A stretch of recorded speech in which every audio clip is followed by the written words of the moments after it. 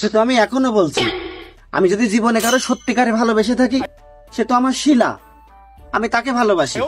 আমি যদি কারো জীবনে বিয়ে করি, সেও তো তুমি, আমি শিলাকে বিয়ে করবো। তাহলে ওই মেয়েটা কেন এসেছে? এই খান কি তুই কি করতে আসিস? তুই যা এখান থেকে।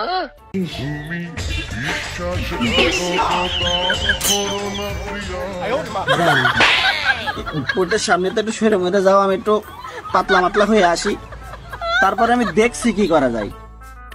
না, আমি এত কষ্ট করে এমনি এমনি বসে নি। তুই আমার বিয়ে করবি, তারপরে তুই বাথরুম করবি। জীবনে তুমি অনেক দেখেছো। এই শিলা তুই কি বললি? আল্লাহর ডাক পড়ে তুই এক করে ধরফড়াই ওখানেই মরে যাবি। আমি তোর ভালো করে হাতটা আজ পর্যন্ত ছুঁয়ে দেখিনি। তোমাকে আমি ওইটা বুঝাইনি। তুমি আমাকে বিয়ে করবা, না হলে আমি ভাতও খাবো না, পানিও খাবো না। আমি এখানেই বসে থাকছি। আল্লাহ, তুমি আমার আবার